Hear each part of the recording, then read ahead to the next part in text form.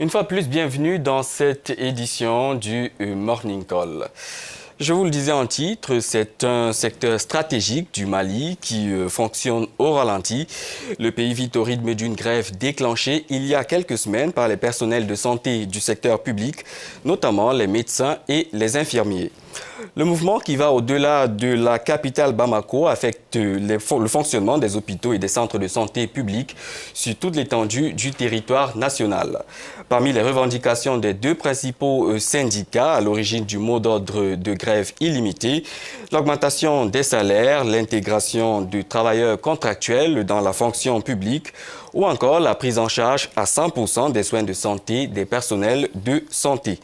Alors que le Mali a maille à partir avec les djihadistes dans le nord, cette situation vient fragiliser les efforts de Bamako en vue d'un apaisement du climat social dans ce pays.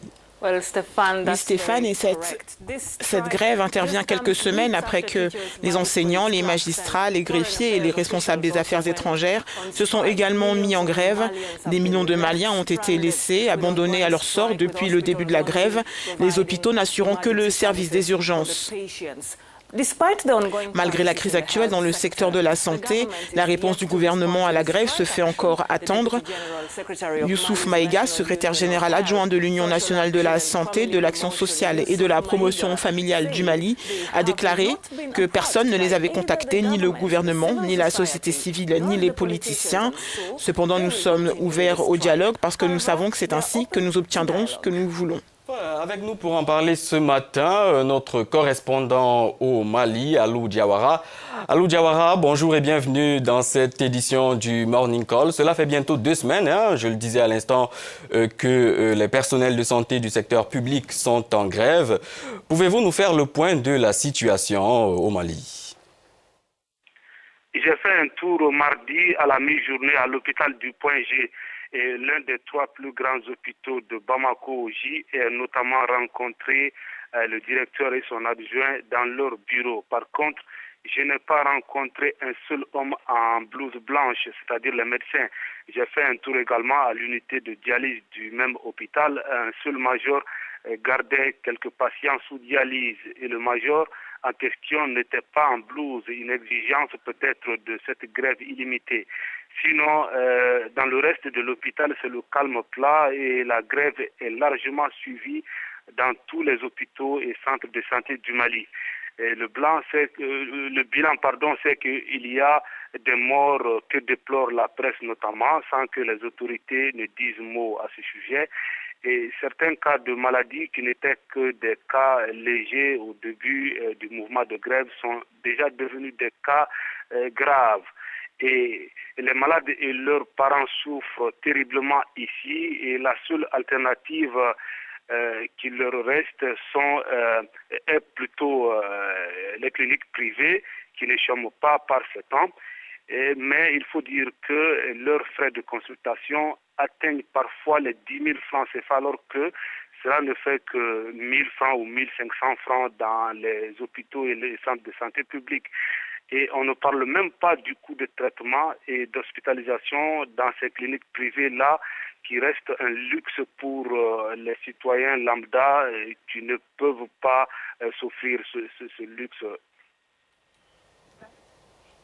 Alors, Alou Diawara, quelle est l'attitude des autorités maliennes depuis le lancement de ce mouvement? Comment réagit le régime d'Ibrahim Boubacar Keïta?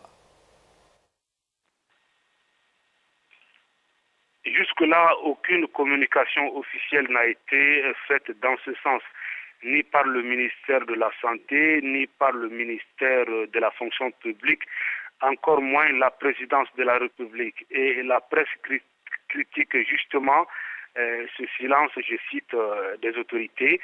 Et cette grève est d'autant plus grave qu'elle concerne 3 secteurs clés, à savoir la santé, l'action sociale et la promotion de la famille. En clair, tous les travailleurs des ministères de la Santé et de l'hygiène publique, de l'action humanitaire et de la promotion de la femme, de l'enfant et de la famille sont concernés par cette grève.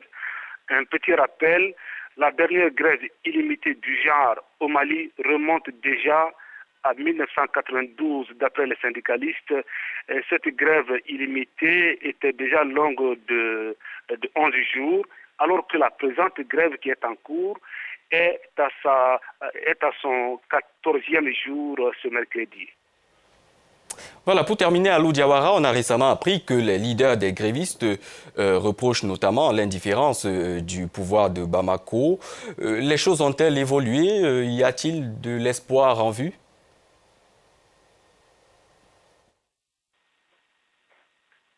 Eh bien, c'est toujours le statu quo. Les responsables du syndicat de la santé, de l'action sociale et de la promotion de la famille passent le clair de leur journée dans leur bureau, assis à la bourse du travail.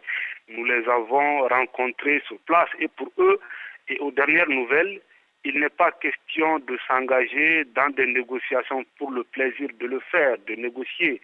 Ils disent qu'ils ont fait des propositions concrètes au gouvernement et attendent que le gouvernement apporte des solutions à ces propositions pour leur faire appel. Et en clair, pour eux, la balle est dans le camp du gouvernement. Voilà, c'était notre correspondant au Mali, Alou Diawara.